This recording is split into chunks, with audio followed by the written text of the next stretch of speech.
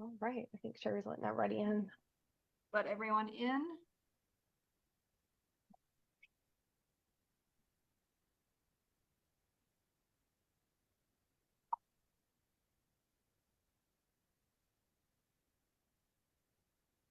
Good morning, everybody. How are y'all?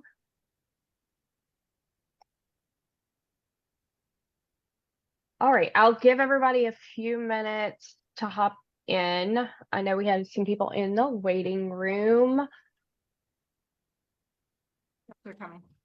Megan, the neighbors are taking this opportune time to go ahead and mow. And I was freezing. I've got a blanket on my lap, so I opened up my window. Could you hear that mower just now? No, I Okay, can't if hear it's anything. distracting, are you sure? All right, if at any point Yeah, you no. hear the weed eater or the mower, just Okay. let me know and I'll shut the window. All right. We will definitely let you know. All right. Welcome, everybody. So if y'all want to go ahead and drop in your chat, just so let us know like where you're at starting your business. Are you brand new? Have you already started your business? Are you considering it? How long have you been in? Like all those things. We have everybody hopping in. I am super excited today because we have Jennifer Allwood as our guest. If y'all probably heard me talk about it. We talked about it last week. And if you're in a book club, you're doing the book with us, but she is the author of Fear is Not the Boss of You. So that has been one of my favorites starting my business and has been such a huge help. And I'm super big on mindset because mindset's what got me where I am in my business, I feel like. And so like everything to do with the book has been amazing. So I'm always recommending it to everybody in the program. So a lot of people have read it or we're doing it with the book club now. So I'm super excited. So we are going to talk about fear today. And just everything that comes along with that. So let's see, we have in the chat, Abel said he is brand new working on getting his first client. Teresa has been in business over a year with 3 clients. She loves the book. Yeah. Fear of marketing and getting client stage. Crystal is just starting her business. Oh, I lost your Tom. Where'd it go? Melissa said she's been in business for 2 years, lost most of my biggest clients, and now need to pick up more. Tom said I have my business structure in place and beginning to see clients. So awesome. So we have kind of a little bit all over the place. So I think, Jen, one of the biggest things that we hear, especially getting started, is everybody is scared to put themselves out there or like the failure that comes behind it Mhm. and just all the things. You have multiple successful businesses and everything, so you've definitely figured out how to work past all that. Well, it's not that I work past all of it necessarily. And hi, guys. Hey, and thank you, Megan and Sherry, for having me here. I'm honored. I love going into people's groups and talking. It's my favorite. I don't know that I ever get past it. I just, in my head, I always think fear isn't a good enough reason for me to stop because I can be scared of doing this thing, or I can be scared of staying broke for the rest of my life. I can be scared to, market my business, or I can be scared to open my credit card statement this month and know that it's maxed out, which was, the situation we were in 8 or 10 years ago. And so I think we get to pick our scared, we get to pick our hard. And I also, just feel like this is what I'm supposed to be doing. This is what I'm called to. As a woman who, loves Jesus, I'm like, I feel like this is what God's asking me to do. And so I have to remind myself, like, I can be scared, but that really doesn't matter at the end of the day. You know what I mean? Like, Right. we have bills to pay. I have children that need us. I feel like I'm supposed to be coaching women. Turns out I also feel like I'm good at it. But there's still times when I'm nervous, when I'm scared, when things aren't going the way I want them to. Like what I have learned is regardless if my business is at, $2,000 a year or $2 million a year, there's still fears. There's, what the fear is just changes because when you get to where you're making millions of dollars a year in your company, now you're worried about what if it all goes down the drain? What if somebody steals it all from me? What if I get a lawsuit? What if so the fears just change. It's not like there's no fear, if that makes sense. So it's constantly like, okay, so if I'm always going to be scared of something, if I'm waiting until the fear is gone, then I'll never do anything, because I don't have a really like fearless personality. That's not why I wrote the book. I wrote the book more because at this point, I've coached for 10 years, over 20,000, mostly women, a couple guys that are, brave and brave enough to be in the group. But we all experience the same thoughts and feelings and fears. And what I've noticed is just this pattern of, it's the ones that are like, okay, so I'm scared. So what? I still am going to get up and do the thing. It's not waiting until they feel a certain way, because what I've also learned in all my years of coaching, and a little over 2 years ago, I decided to get my life coaching degree, which I know that and did an online life coaching certification school. And only because I felt like I was already life coaching inside of my business coaching. And I also got to this place where I realized, okay, business is 80% mindset and 20% sexy strategy. I mean, I can teach people email marketing. I can teach you how to post on social media, but huge social media following, or not huge, but huge enough.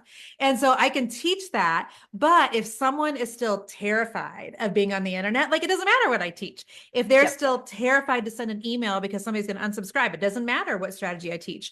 So I actually kept thinking, okay, we keep teaching strategy, but what our clients are actually needing is help with their mindset, because they won't even get to the strategy if they don't figure this out first. And it's kind of like that saying that 80% of your abs are made in the kitchen. When people are talking about, like, in terms of how your body looks and how you feel, we think we need to spend more time in the gym. And the truth is 80% of how we look and how we feel is due to what we're putting into our body in terms of food and eating. And which is why, I still am soft around the middle, because I love donuts and mashed potatoes, it turns out. Understandable. But the same thing like applies to business. 80% of your business is what you're thinking about and how you're approaching it and what you're allowing yourself to spiral about. 20% of it is strategy. So when I started thinking about that, I was like, okay, let me get my life coaching certification, because that will only help with the mindset piece. And so I know, just, from coaching so many women and coming from the life coaching perspective, fear is the thing that we all struggle with. It's just who's going to be the people that go ahead and do the thing anyway, knowing that fear is a feeling, feelings are temporary, and feelings aren't always to be trusted. And so if for some people that maybe haven't read the book, let me just give you a good analogy. So the way that God wired our brains, as you know, Megan, is like so fascinating, because just the human body in general is just amazing, what it can do and how it processes things. But our brain was, created in a way to like experience fear to stay safe. That's like, we have all these things that, when we're in an unsafe environment, warning bells are going to go off in our brain telling us, warning, warning, you're about to die, like, get out of the situation, right?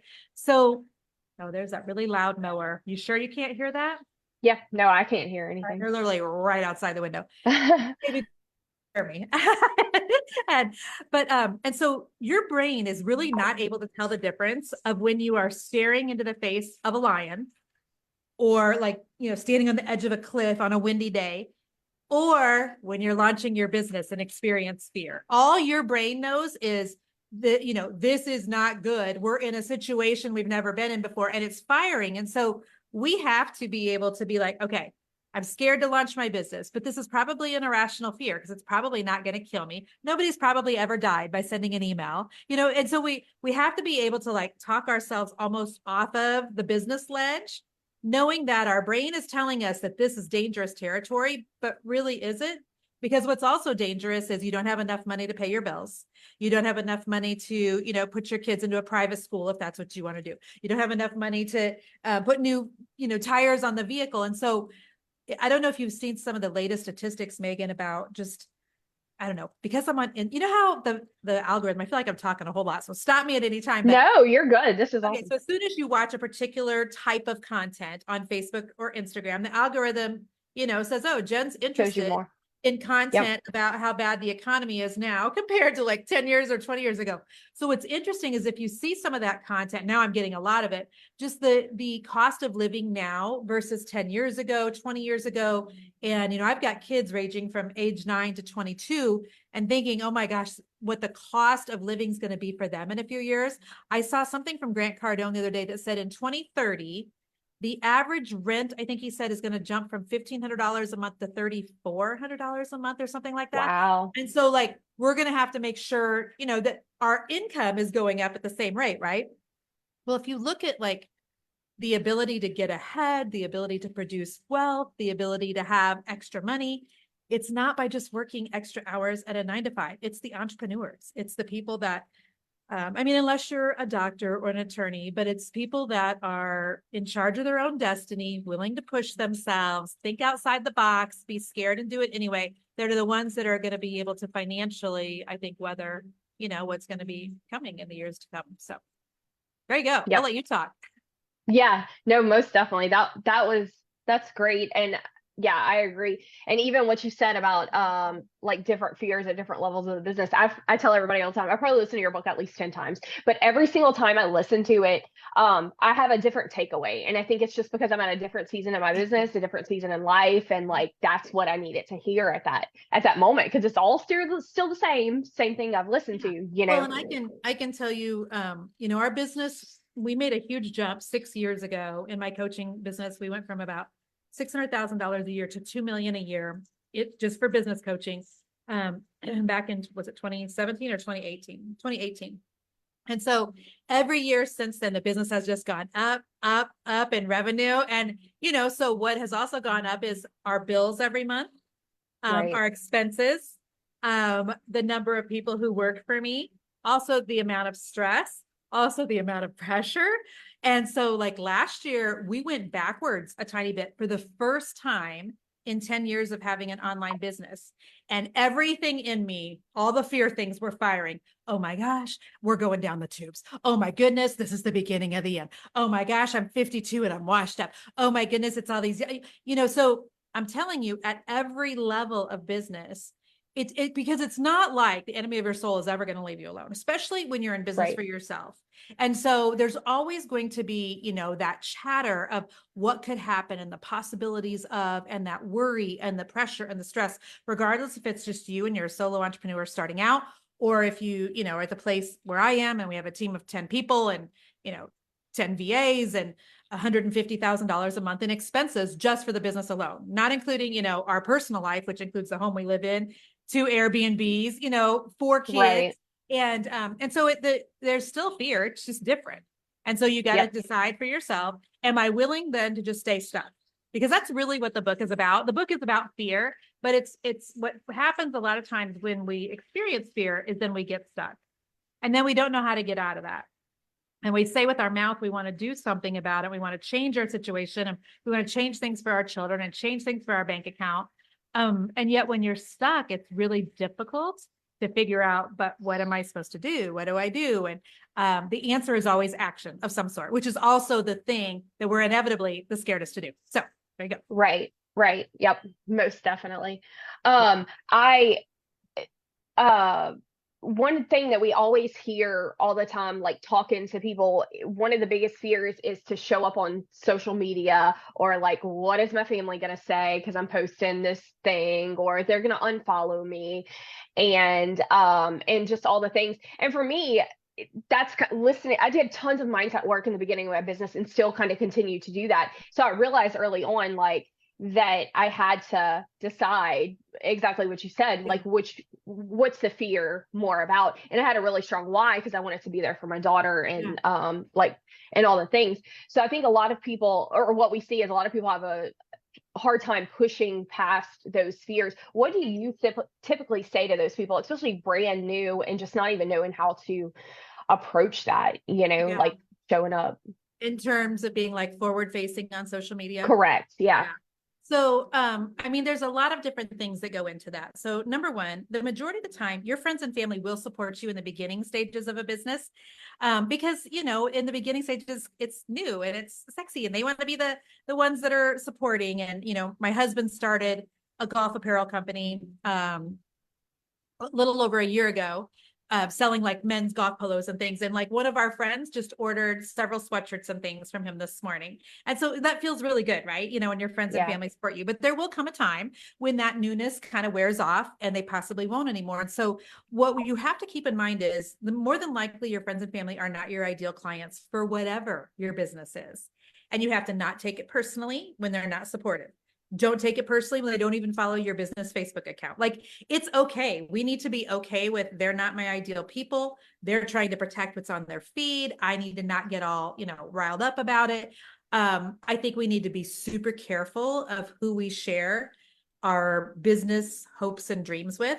I talk in Fears Not the Boss of You about, like, if you have people in your world who just this is not a cuss word, but kind of piss all over your dreams. Like, those are not the people that you want to be sharing things with. You've got to be wise enough to know, okay, every time I talk to my mother-in-law about my business, she'll start saying things about, are you sure that that's wise right now? Or, your little business is so sweet and it's condescending. And a lot of that just comes from other people's insecurities. Some of it comes from, they really do love you and they're worried about your future. And so they're allowing things to come out of their mouth, which is only making it worse. And so I think that when that happens, it's not only fine, but it's also appropriate to say, look, I have enough of my own, self-doubt and negative talk going on in my own brain that I'm trying to control, that when you heap yours on top of it, it's like just double the stress. And so if you can't say anything positive, could you just not say anything about my business because it's important to me?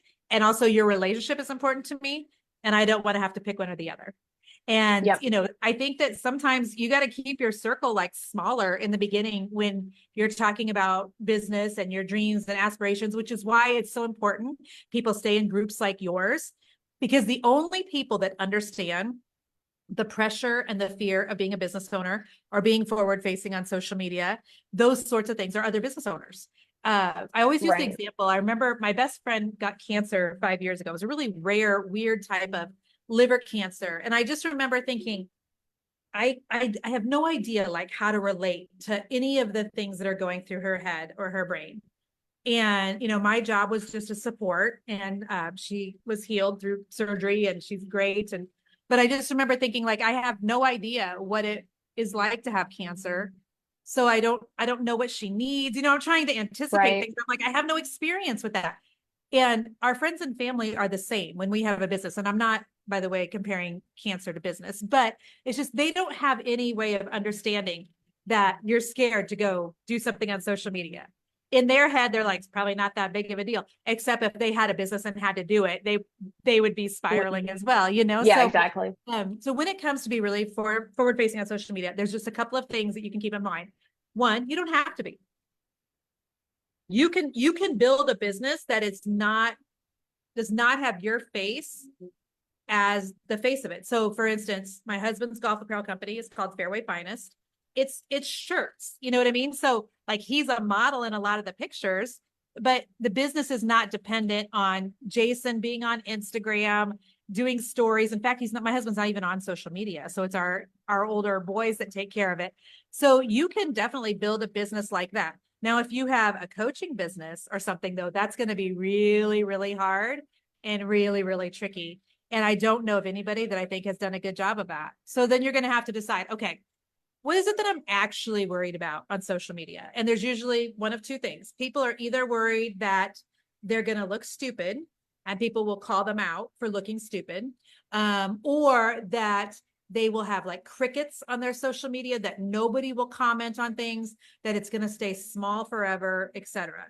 And by the way, both of those things can happen.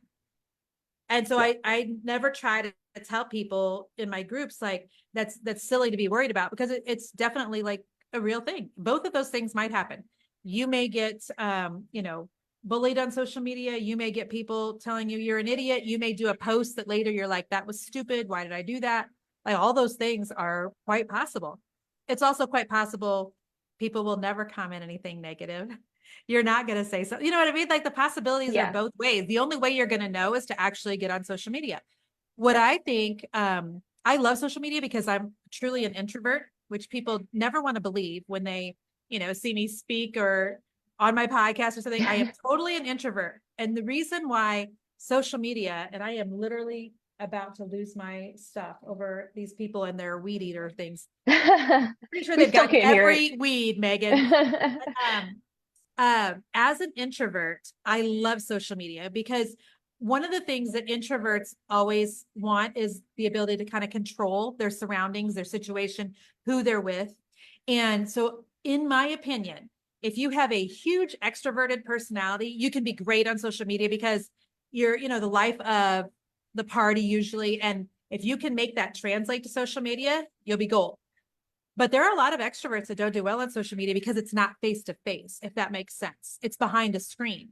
So I find that introverts do a really good job on social media because it's controllable. We can control when we post it. We can control people's comments. We can write down what we want to say or redo the video 10 times. And so if you're an introvert that's here today, listen, I think introverts do better on social media than extroverts.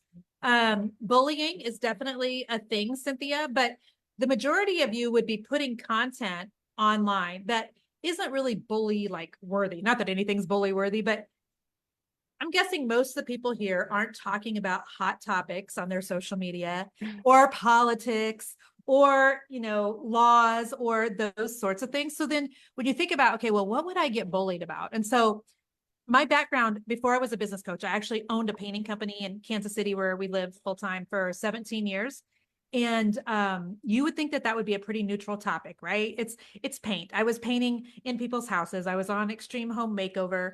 I'm talking to people about, should I use this color of blue or this color of blue? Like you wouldn't think that that would be content that would trigger people, would you?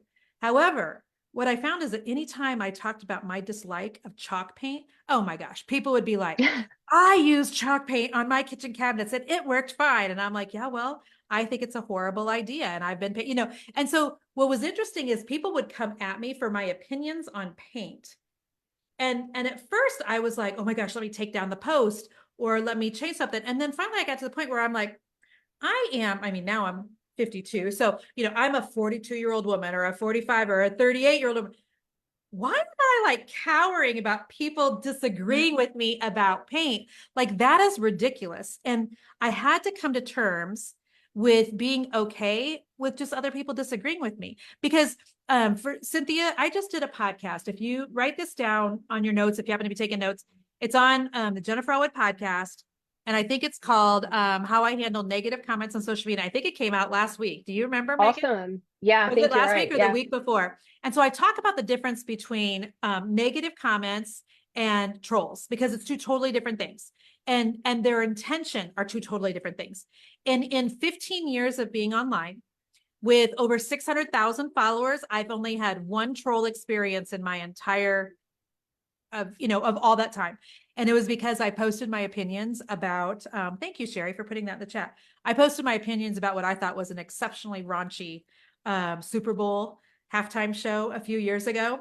And apparently somebody shared it with all their, friends who had a different opinion than me and all their friends. And then suddenly I have, 100 people on my Facebook page all telling me what a horrible human being I was because I didn't support women. And, and the truth was I watched my follower count, but I do have 360 some thousand followers. So after I saw it go down 1,000, I'm like, oh crap, is it really worth it? I don't know. And I pulled the post down. In retrospect, I wish that I hadn't, because I think that every time you leave things like that up, but again, that's once in 15 years, then Yeah. I think that it's almost like you work out that muscle of where you are no longer people pleasing and no longer assuming that your content has to stay neutral enough that you attract everybody.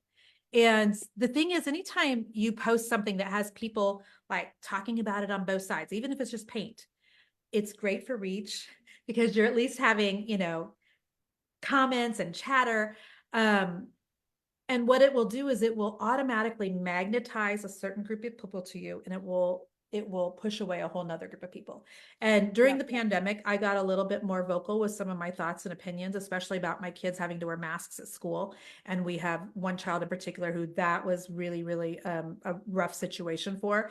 And, there were people that called me grandma killers, that sort of thing on occasion, because I didn't want my kids to wear a mask. And the truth is I need to be able to look at that and go, okay, Lord, is there any truth to that? Am I actually a grandma killer? Turns out I'm not. And, you know, Right. and so like, am I okay with somebody just calling me a grandma killer and just moving right along? I really actually am. And so, but that has come with years of me going, you know, it's okay that I use my platform to talk about the things that I want to talk about, and that I don't cower anytime somebody mildly disagrees with me. I should be at 52 years old and being a business owner for 24 years. If I can't handle a little bit of, you know, criticism or somebody saying something in the comments that I probably don't deserve to have a business. I don't know. You know what I'm saying? I mean, Right. you're Yeah, never going to totally. make everybody happy. The truth is, like, you could be the juiciest peach in the world. You'll still find somebody who does not like peaches. And Oh so yeah. anyhow, that will filter out people, and it also magnetize people. So Cynthia, like, the bullying is like, don't let the possibility of something that may happen, has happened to me once in 15 years. Don't let that stop you from doing social media. And I actually talked on that podcast episode too about, I started on Facebook 15 years ago, and I have posted every single day for 15 years that I can remember. I mean, I'm sure there's maybe been a handful of times, but even when I was getting ready to have babies, I would schedule my content. You know, here's a picture of my adorable newborn, only because I know how the Facebook algorithm works and it wants Yeah. consistency. And Yeah. so social media is still the very best way to grow any single business online. Do you have to do it? Nope, you don't, but you're going to have to figure out some way to market your business. So then you're going to have to figure out, okay, do I want to spend dollars like marketing my business in magazines or an ads on Google, or, you know, so you can either go on social media and try to grow your follower count organically, or you can pay for advertising another way. Like, those are your two options. Otherwise, Yep. you're not going to be able to grow a business unless it's a brick and mortar and you're just relying on foot traffic. So Yep. I Yep. don't even Most remember what the definitely. original question was, Megan, but that just went off on that's Yeah. a menopause brain right there. That just No. goes off onto a tangent. Yeah. No, that's great because I mean we hear that all the time and stuff. And that's definitely one thing that I have seen do in my business, and I say that all the time. Like I try to post what like I'll post Bible verses, I'm posting mindset stuff because that's me. If you meet me in person, that's what Right. you're gonna, and so I want to attract those people who have like personalities, because I've also seen people who come into my business who have different personalities, and it's like it's better to not work with this person, you know. So you definitely see that the more you post and you get Yeah. out there. If you're real and you're gonna attract people that you're gonna Yeah. get along with, that you want to do business with. Right. And what I have found too is it's so much easier just to be authentically yourself on social media. So if you are sarcastic and have a propensity towards, you know, cuss words and jokes, and like, do that on social media. Don't try to be sweet and precious, because you're not going to be able to sustain that for the long term. And you need to Right. think of your social media and your business is like, you're playing the long game here. You're not in this just for the next 6 months. You're not in this for the next year. You're in this to build something that's substantial enough that you can sell it one day and then go retire in Fiji, or that you can leave it to your children one day and now they have a business, or that you can use this for your retirement. Like, you've got to think in those terms. And so, gosh, what did I just say? So being authentically you is like the only thing that's going to be sustainable long term. And so, like, don't try to be something you're not on social media. If you tend to be somebody who talks about things that are just a little bit edgy, like, go all in on that. I remember there's a girl on social media. I don't need to give her Instagram handle, although I could, but she talks a lot about politics. She talks a lot about hot topics, laws that are being passed. And she's a personal friend of mine that I've met in real life a couple of times. And I can remember her coming to me 3 or 4 years ago, and she was like, I just feel like I need to dial back on my opinions. And you know, they're just awful in my comment section and yada, yada, yada. It's the girl named Blake, if you follow her on Instagram. Okay. And I was like, Blake, I'm like, the heck, what you need to do is double down on all of your opinions, on go all in on, you know, like, because she's such an opinionated, she's an Enneagram 8, if you know the Enneagram at all. Like, she's wired for controversy. You know what I'm saying? And I'm like, girl, double down on that crap. Like, why would you avoid it? You love those conversations. You literally, I think she's like this close to having a political degree or something.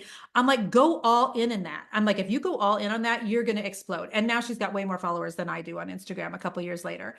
And her and I have laughed about that so many times, because she was like, I think I need to make it. In fact, her words were more vanilla And I was like, absolutely not. You need to double down on the controversy. And so she gets a lot of heat, but she's also like, she's not offended or affected by that, or she knows she just has to take breaks back from social media on occasion. Right. Because, you know, it turns out that people will say things on social media they would never say real to your face. So one thing about social media is that then, you know, it's so much easier to be authentically you. Another thing is it's really not fair to not be yourself on social media and then ask people to become your clients. And then there's a discrepancy between the two.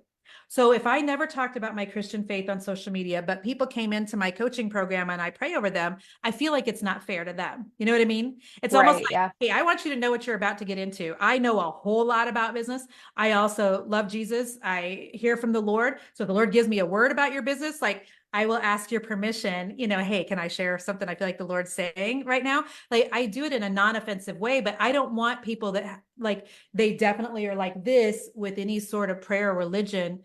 I don't want them to feel like they got duped if they come into a coaching program with me. Right. And Yeah, that doesn't totally. mean we don't have to share a Christian faith at all. I just think that it's unfair of me to not be fully myself on social media, but then fully myself in my coaching, because if those two aren't congruent. So, Correct. Yeah. Yeah, totally. okay. So even going into that, a little bit, you talk a lot on imposter syndrome. That's, and like what that means, like biblically and just everything, because we hear that all the time. Like, I don't want to show up because of imposter syndrome, and people throw that word around a lot. But I Yes. love to hear you talk on that. This is so funny. So I have to record a podcast for today. I'm leaving town Saturday I'll be off for the next week and a half or so from work till like a Tuesday, the following Tuesday after the holidays. So I'm super excited. So I have to do a few extra podcasts, recordings before I go. So literally right here are my notes. The title of it is Imposter Syndrome is Not the Problem. No idea, but that's so funny. Okay. So No, that's funny. and maybe it's, I just had the reason I'm doing the podcast episode is because there was a client of mine that's in my business breakthrough group. She was saying, you know, I'm suffering from imposter syndrome. And I'm like, okay, I hate that term. I just hate it because I've got the definitions up here since I'm doing this. The definition of imposter, because I went to the dictionary while I was coaching her, and it says an imposter is somebody who pretends to be somebody else in order to deceive others for fraudulent gain. And I'm like, are you pretending to be somebody else? She's like, no. I'm like, are you trying to deceive others? She's like, no. And I'm like, are you trying to have fraudulent gain? She's like, no. I'm like, then you're not an imposter. Okay, syndrome means a group of symptoms which consistently occur together, characterized by a set of associated symptoms. I don't even know what that means, but a syndrome is like a sickness. I'm like, do you have a sickness? She's like, no. And I'm like, so you're not pretending, you're not deceiving, you're not sick, and you're not fraudulent. So stop saying you're an imposter. What you're meaning to say is, Jen, I feel like I don't measure up. Maybe I should know more before I do XYZ. Maybe I should have more experience before blah, blah, blah, blah, blah. And that's not an imposter. That's integrity. I feel like that's integrity. Because if you don't know enough, then you're right. Sit down. You shouldn't be teaching somebody else that. But usually if I say that to people, they'll go, but I do have a lot of experience. I'm like, oh, so you do actually know enough. So what's really the problem then?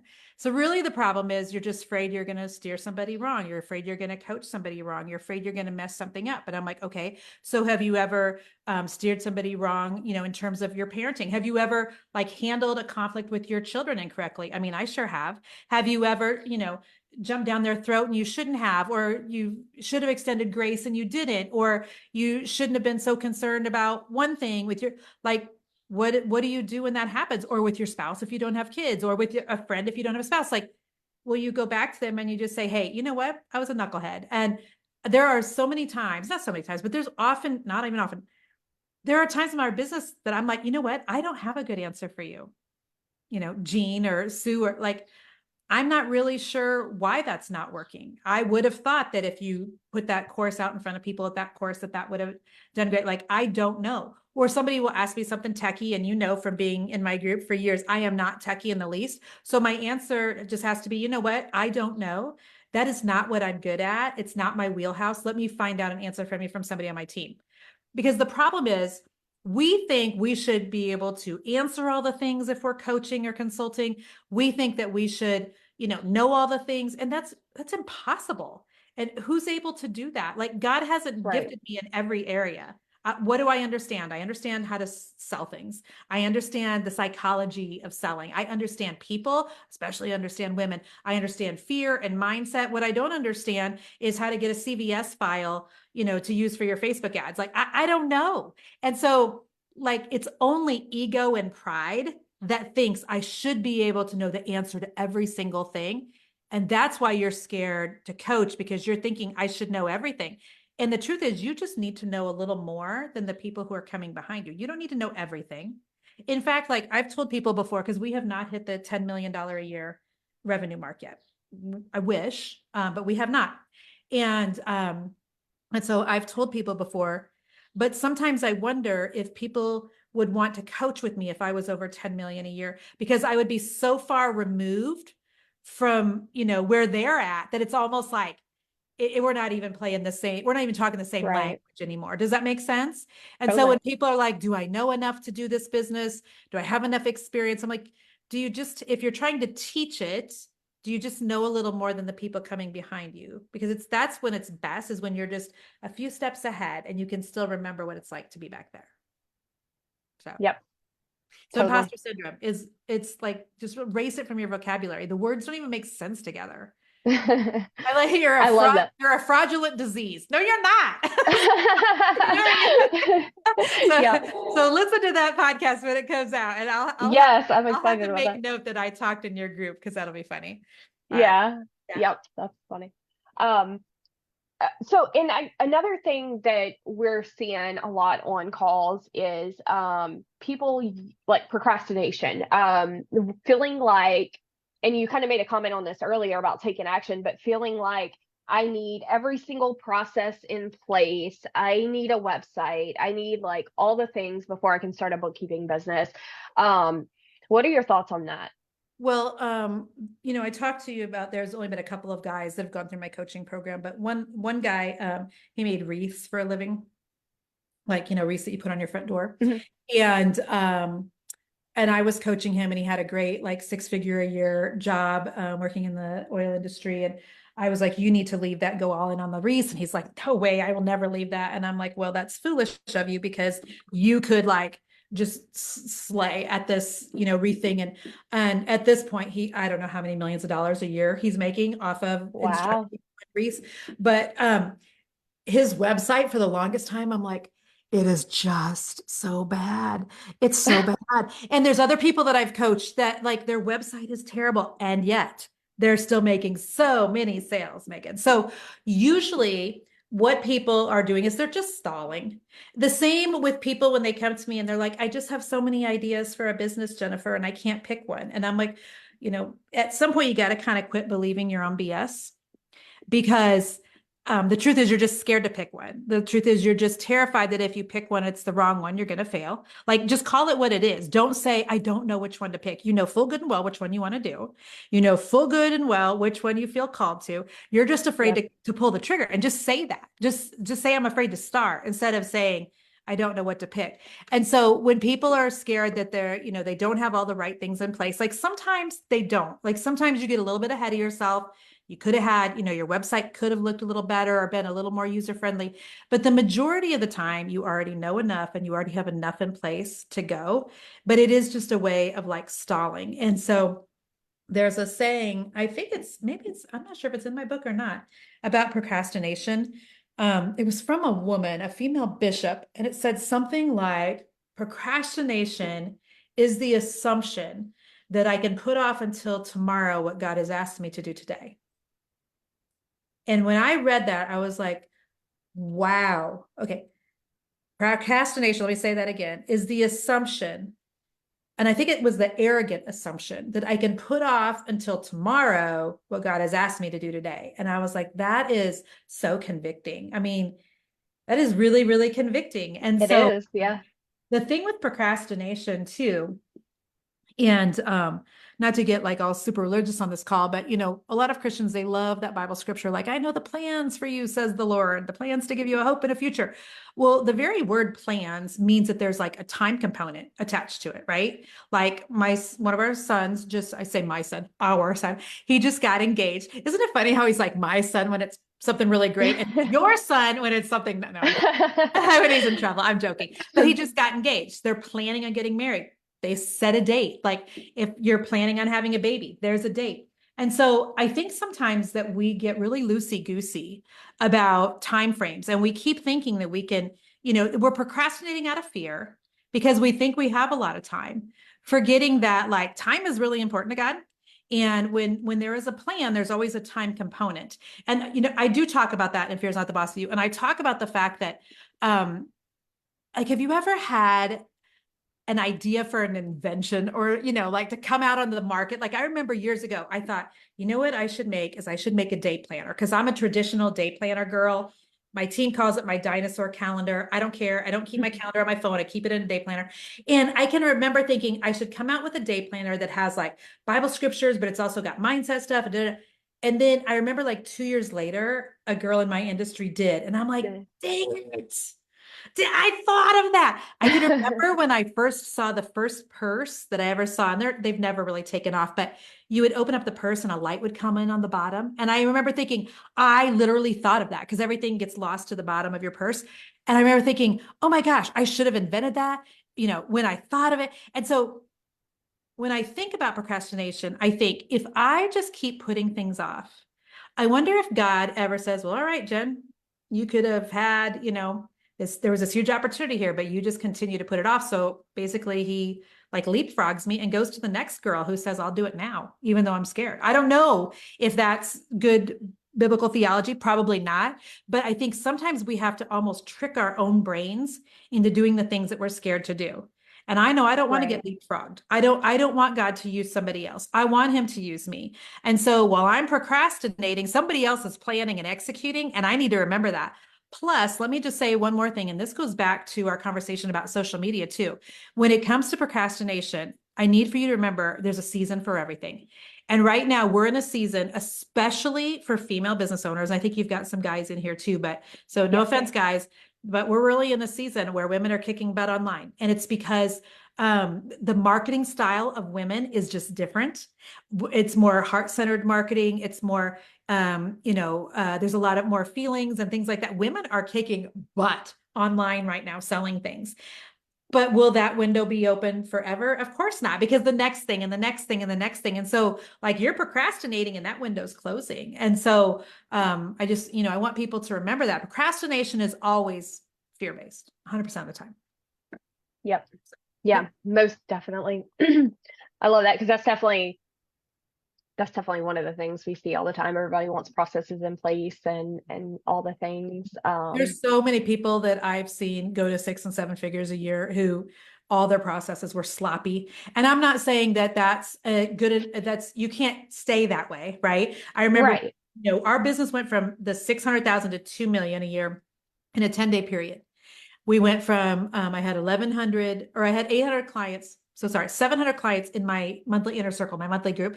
And we added 1,100 people in 10 days at $47 a month. So Forbes did an article on it. I was asked to speak about it on different podcasts and things. It was amazing, except I didn't have the infrastructure to support that. And when you go from 6 million a year to 2 million a year in 10 days, I didn't have the people. I didn't have the, cancellation processes and how to get them into the Facebook groups. And so then, but the thing is like, there was nothing in me that could have planned for that. Does that make sense? Sometimes you just have to be reactive to things that happen in your business because you couldn't have seen it coming from a million miles away. So you're guessing at what you need to put in place. And the truth is sometimes God's just going to surprise you and something's going to happen like what happened to me. And then you're just going to have to figure out and hustle to get things into place after that. So, one thing I'll say about that, and then I know we're going to be having to wrap up on our time, but,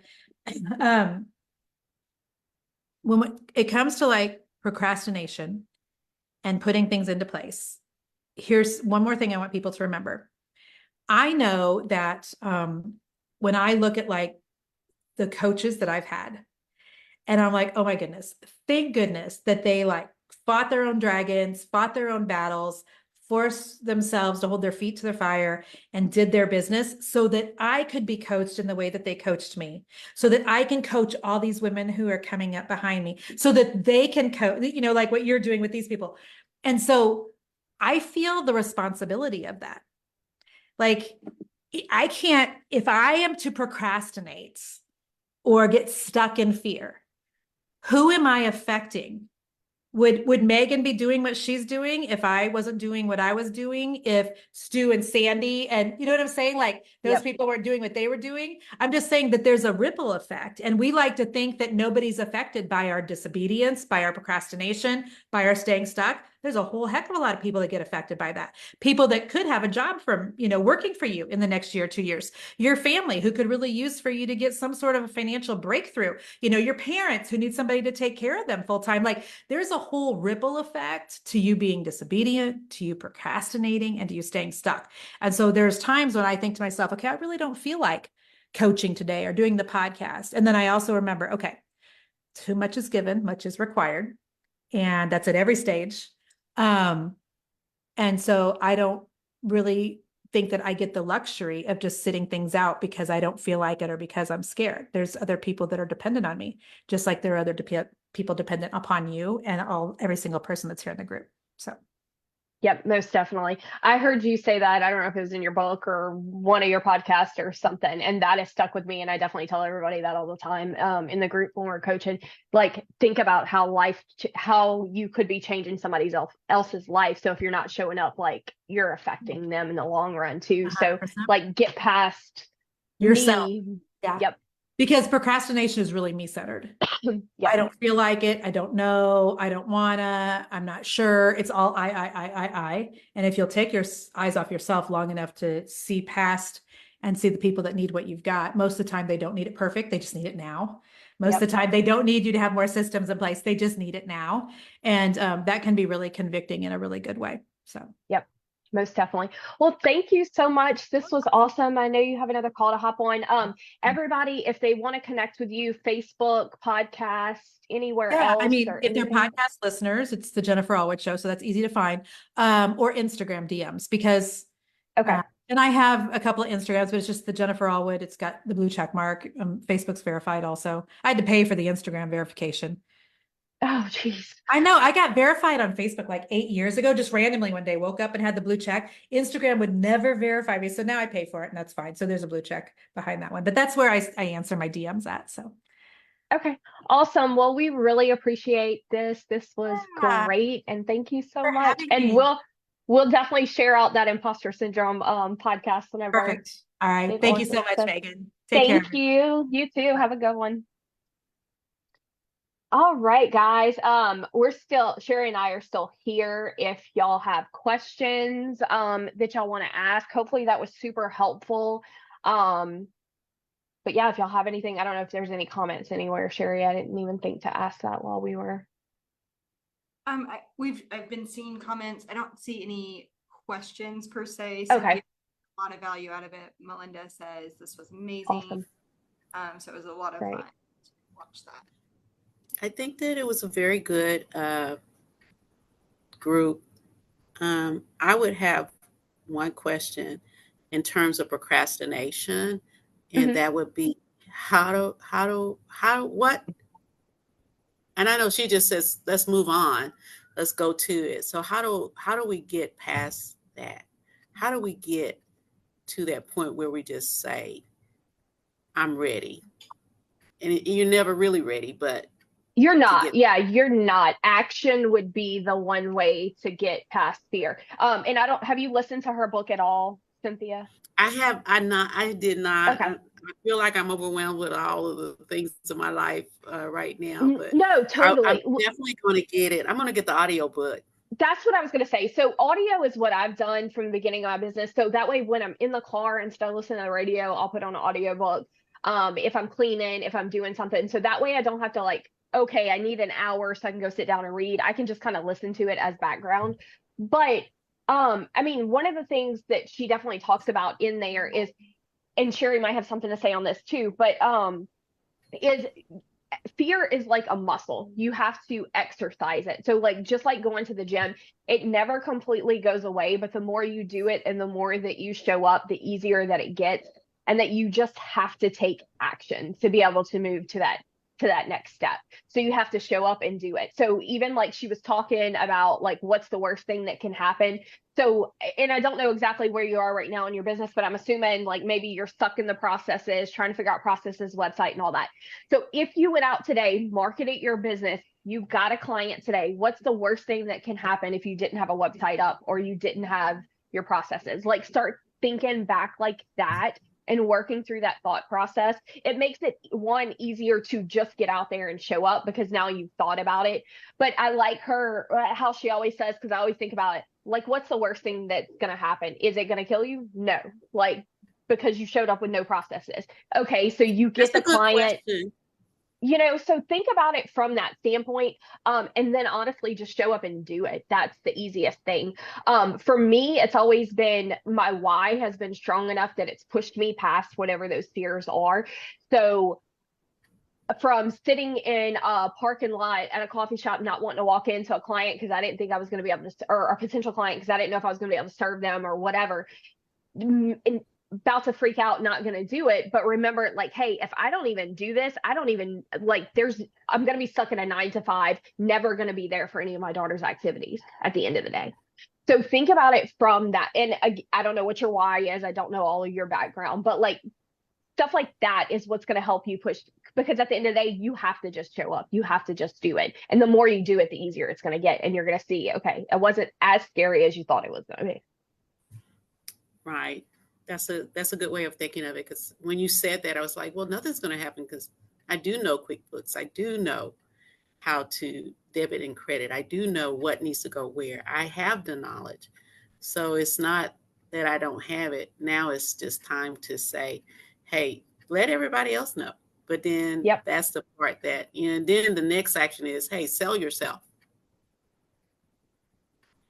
I would argue it's not necessarily selling yourself, it's serving others. Who can you serve? Yeah. Go find 10, 20, 30 people that you can serve today Okay. with a tip, advice, information. And that's where, so Megan and I say action breeds action. And that's the embodiment of overcoming the fear. And so sometimes it might just be, sometimes this comes up as overwhelmed. Cynthia, you might not be in this position right now, but it might be, I am just overwhelmed. I've got so much to do, my dishes, laundry, and my, all the stuff I want to do for my business. That is an embodiment of fear and procrastination. And sometimes we just need to say, I'm going to do for the next 5 minutes, I'm doing this.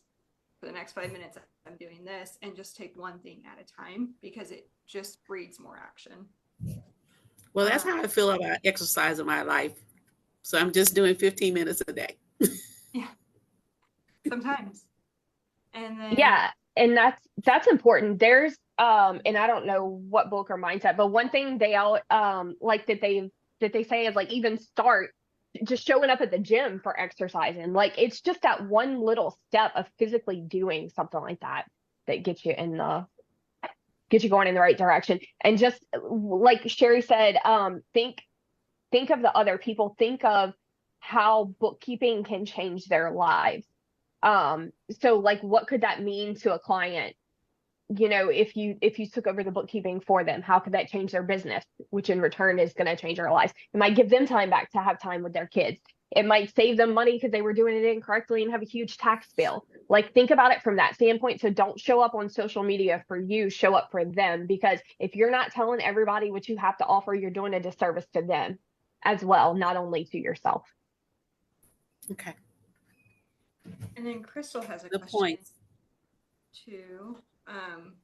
Don't let me interrupt you, Cynthia. Sorry. No, those are all good points. I just thought I would throw a question out there, see if we can get some other questions.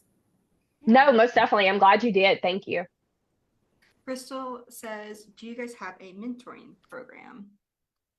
And then, so I'm going to read through the rest of the questions. My fear is actually getting the client, and thinking through the worst thing that could happen has really helped me in the past. So to Crystal, yes, we do have programs within the Bookkeeper Blueprint. tailored to where you're at and what you need. Absolutely.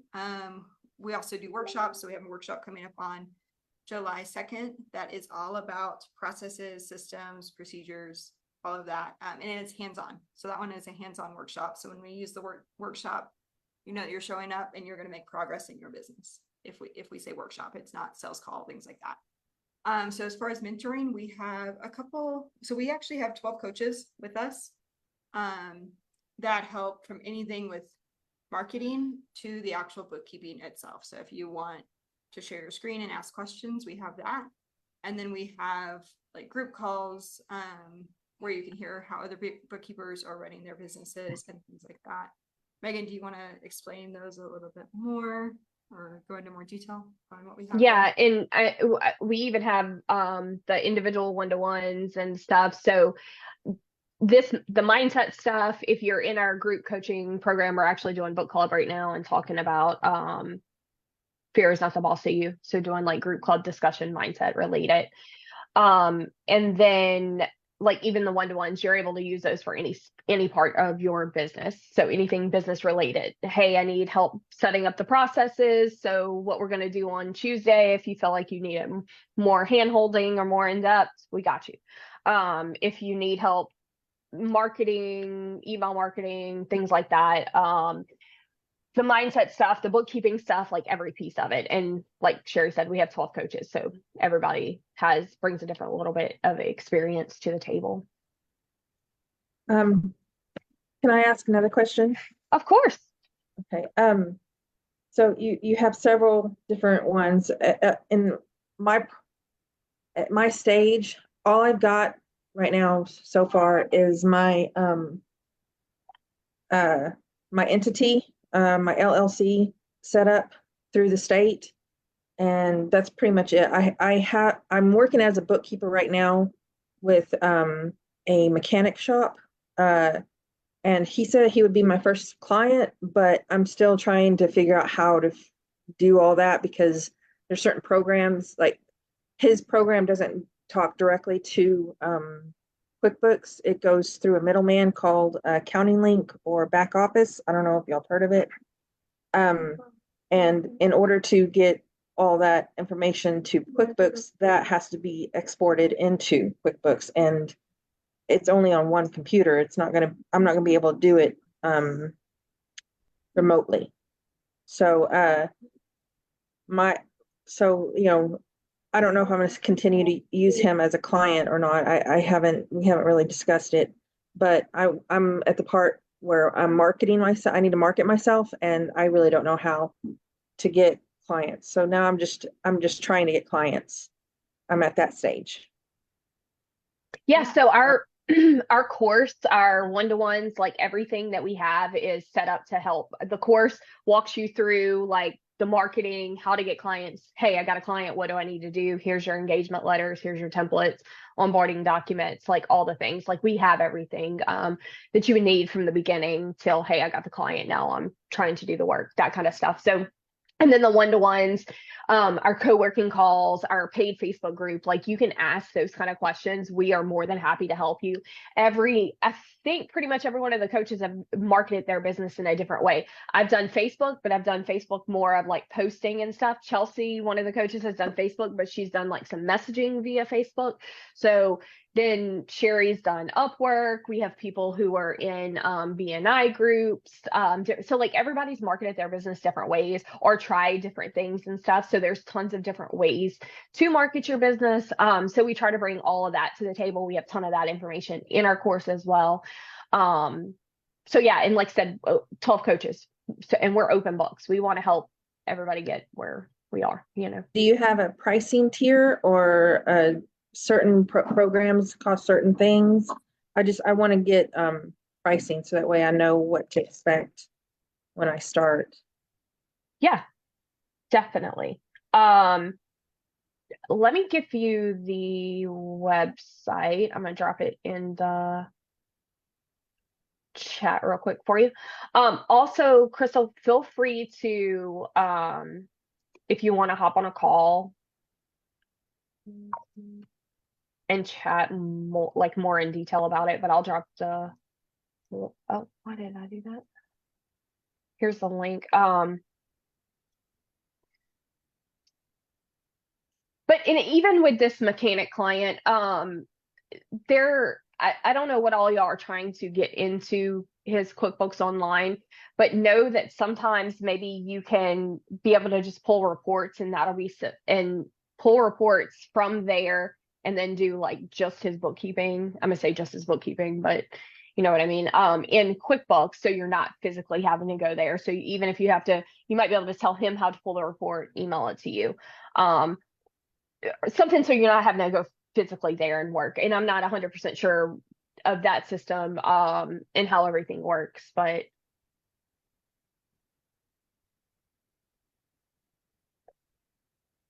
Yeah, a response to that, to digital driven bookkeeping. Yeah, he does, he does have his mechanic program, which is called TechMetric, but TechMetric does not directly talk to QuickBooks. They have to go through a middleman, and they have all the numbers, and then they have to be exported physically to QuickBooks.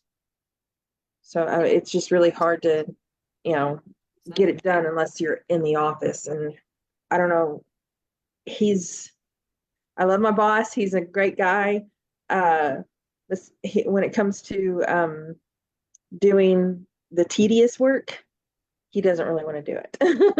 You might be That's able to why he has remote me.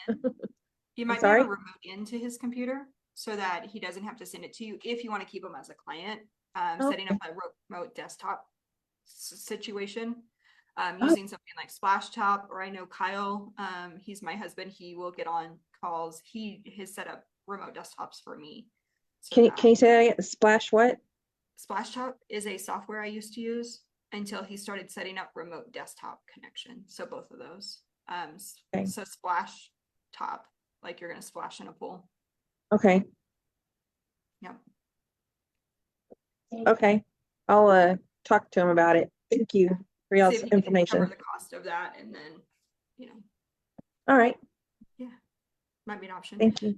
And then Megan, I didn't mean to interrupt. I just wanted to see if we can make that a remote situation, because keeping a client is kind of nice if we can. yeah, no, definitely agree.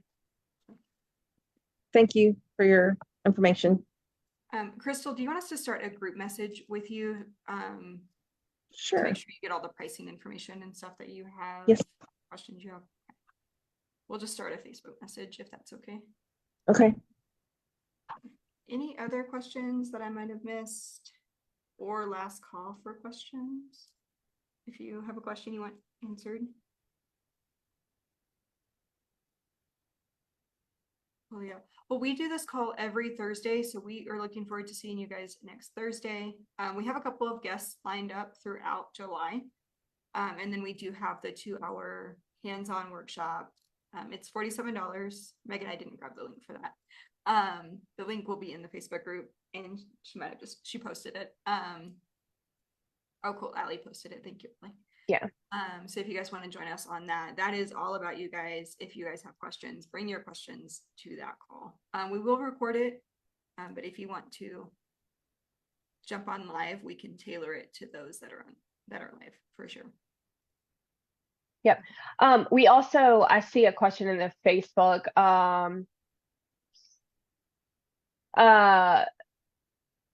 Asking again about mentor and training program. We can start a group chat with you as well. And I'll also send you the link so you have that information. But yes, y'all, we do have mentorship courses, like group coaching, individual coaching, like all the things. So if that's something y'all are interested in, feel free to send us a message or comment on here, and we'll start a message with y'all as well. We're happy to hop on a call with y'all and get any of y'all's questions answered if y'all have those questions as well. And Debbie, for the processes and systems, we will drop the link here as well for y'all to have that, to sign up for that on July the 2nd. So, and if we missed any comments or anything, because I know we're live on a lot of different places and everything, feel free to send one of us a message, post it in the group, tag us, anything like that, or email us at info@cd4s.biz, and somebody from our team will get back to you as soon as possible. So yeah, Debbie, I see your message. We'll send you that information. Yes. Yeah, absolutely. Digitally driven bookkeeping, we are looking forward to being able to work with you. And y'all just also know that like we have individual one-to-ones if you need like individual support before you actually get into the full program, or hop on these calls, ask us questions. We want to support y'all to help y'all reach y'all's goals at every step of the way. Tracy. Okay. Awesome. It's always hard to put a name to or remember everybody's business name and their names on Facebook and all those things. Thanks for that. Well, you guys have a good weekend. Thanks, We will see you Michelle. guys Tuesday. Oh, sorry. Oh yeah, Michelle just did a coaching call with you. Yep, we sure did. So awesome. So we'll see y'all. Well, we'll see y'all Tuesday for the workshop. And no call next week because of the holiday. Are we skipping it? I don't know if we decided. I thought we were gonna do it. Anyway, We 'cause it's will like let. Thursday. Okay, that's perfect. I'm okay with that. We can do that. I'm good with that. That works. Okay, stay tuned for updates on next Thursday. Yeah, we'll let y'all know. It's the 4th. Okay. Y'all have an awesome weekend. Thank y'all. Bye. Bye.